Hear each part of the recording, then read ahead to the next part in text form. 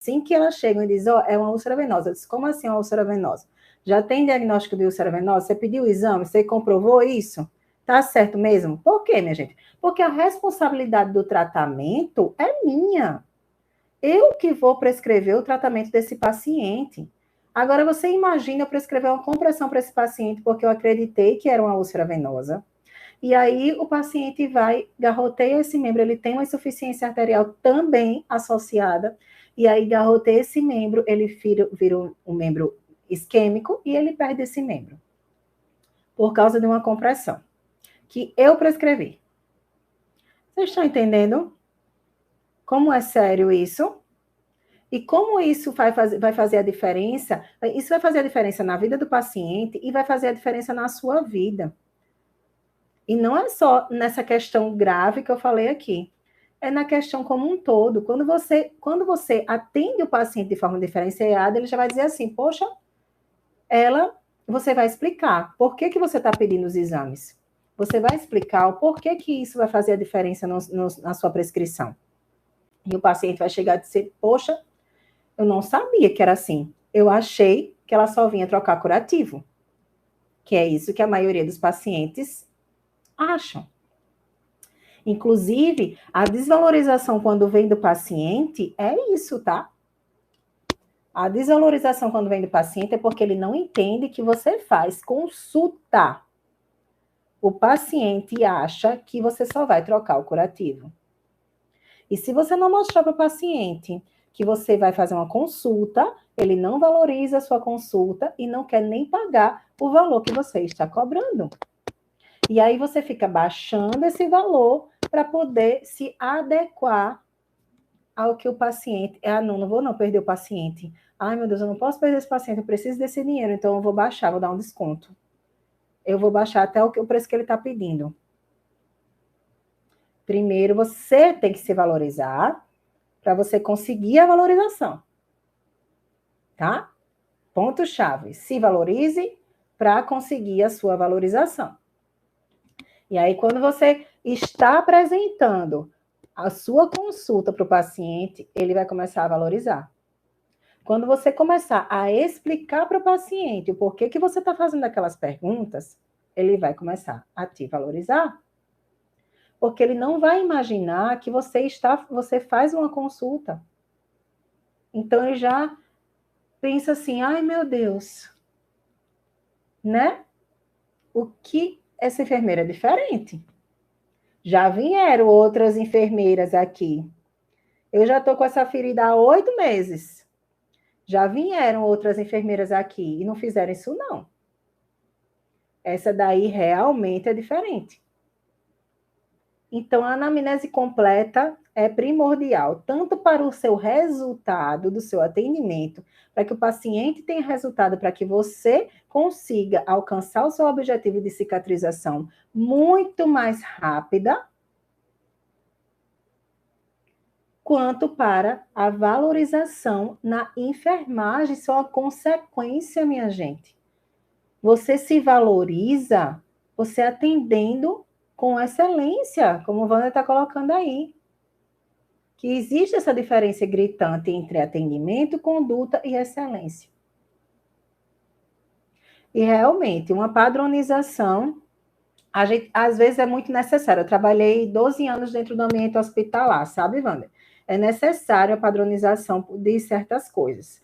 Só que, às vezes, a gente pensa muito na padronização que é tudo igual para todos os pacientes. E quando a gente olha o paciente de maneira individualizada, a gente consegue resultados muito mais específicos. E muito melhores. E muito mais rápidos, inclusive. Porque a gente corre contra o tempo. Quando a gente atende o paciente, a gente portador de lesão, portador de ferida crônica ou ferida aguda, o que mais a gente quer, o nosso objetivo maior é cicatrizar o mais rápido possível.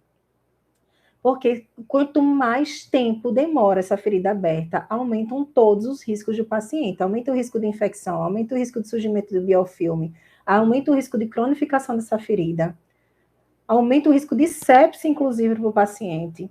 Então, o tempo, quanto mais rápido a gente conseguir cicatrizar, É o ideal. Quando eu trabalhava dentro do hospital na comissão de pele, eu trabalhava 8 horas todos os dias, de segunda a sexta. E quando chegava no final de semana, dá problema. Agora, o que eu aprendi?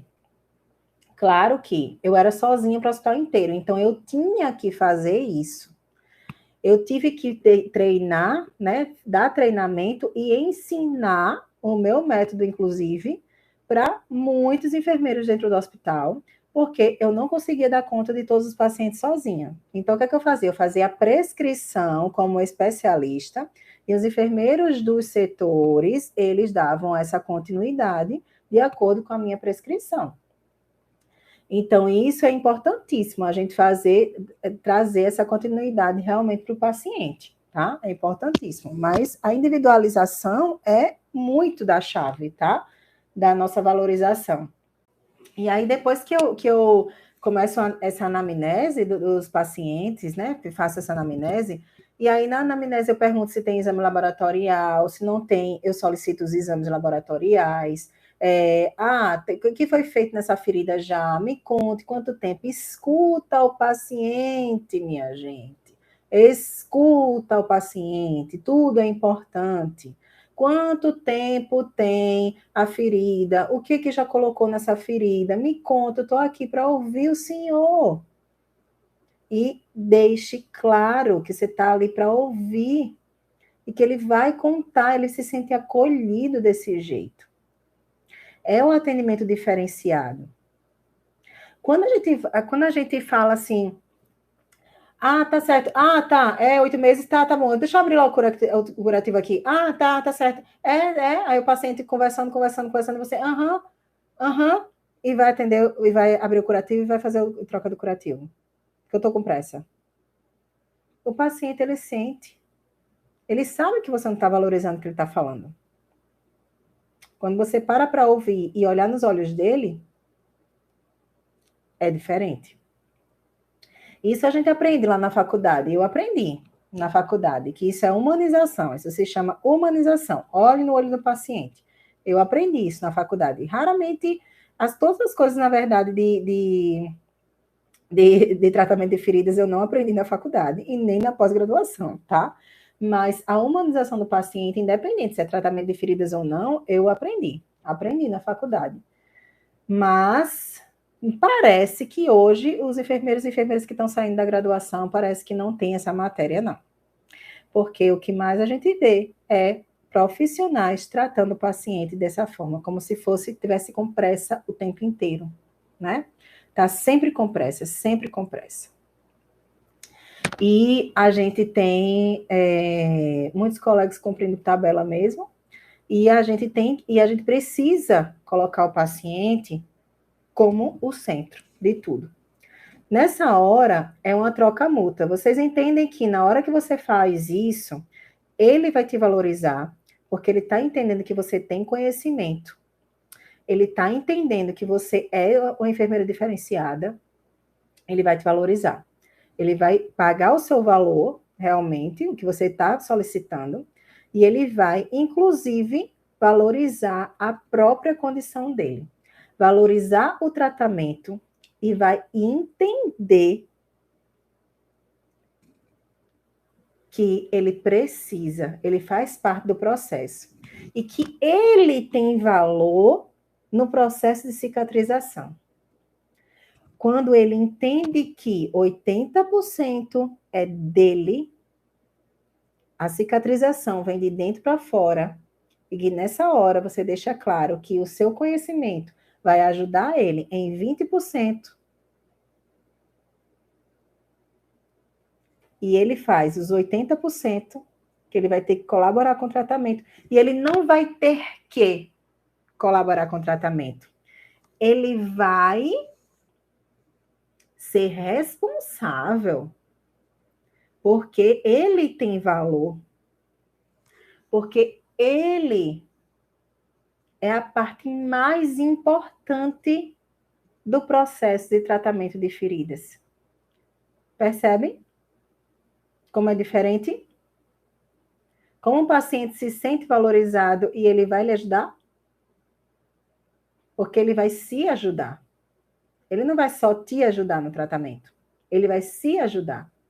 Então, nessa troca de valor, ele é valorizado dentro do processo e você também é valorizada dentro do processo, porque você se valoriza. Percebem essa troca? E aí, na hora, quando a gente está lá, né, atendendo o paciente, aí o que é que eu faço? Depois que eu faço a anamnese toda, confiro os exames, tudo isso, né, pergunto várias coisas relacionadas à cicatrização, como é que está a alimentação, como é que está a questão das medicações que está fazendo uso. Então, a gente vai mostrando ali o nosso conhecimento nessa conversa, nesse papo ali inicial. Quando a gente abre, parte para a ferida e abre o curativo, a gente explica também ao paciente o que é que está acontecendo ali na ferida, para poder ele entender. Depois disso, a gente já consegue ter um norte muito grande, porque eu conversei muito com o paciente, eu entendi o quanto tempo aquela ferida está aberta, eu entendi se essa ferida está estagnada já há um tempo, porque uma ferida estagnada, a gente vai entender, inclusive trabalhar com ela como uma ferida de difícil cicatrização, como uma ferida que já tenha biofilme. Isso é consenso internacional. Eu estou com a ferida estagnada, então eu vou colocar a ferida como, eu vou fazer todo o protocolo de tratamento de biofilme. Independente se eu estou enxergando a matriz extrapolimérica ali que o biofilme faz, ou não estou enxergando, eu vou tratar aquela ferida como tendo biofilme. Então, sim, isso tudo vai me dar um norte, porque como é que eu vou abrir a ferida? Eu não estou enxergando nada, eu não estou enxergando biofilme nenhum, eu não estou enxergando matriz extrapolimérica nenhuma, e aí a ferida está estagnada. Eu não fiz pergunta nenhuma para o paciente, nem sabia nem que a ferida estava estagnada, estou vendo um tecido de granulação ali mais ou menos vivo, né? E aí eu vou lá e começo a fazer cobertura só para o tecido de granulação. Daqui a pouco, quando dá um mês sem resultado, eu estou perdendo tempo. Eu faço, oxi, por que está desse jeito? Porque não está funcionando. Por que é que não está funcionando o meu tratamento? Se está acontecendo de granulação aqui. Aí é que eu venho perguntar, quanto tempo tem essa ferida aberta? Quanto tempo está assim, desse mesmo tamanho? Ah, já tem 3 meses que está desse mesmo tamanho. Todo mundo já botou várias coisas aí e não adianta. Aí você perdeu mais um mês de cicatrização. Você perdeu mais um mês. E a cronificação, ó, dessa ferida vai acontecendo. E o biofilme vai ficando cada vez mais maduro. Cadê o seu resultado lá no final? Sabia que isso tudo faz a diferença? Né?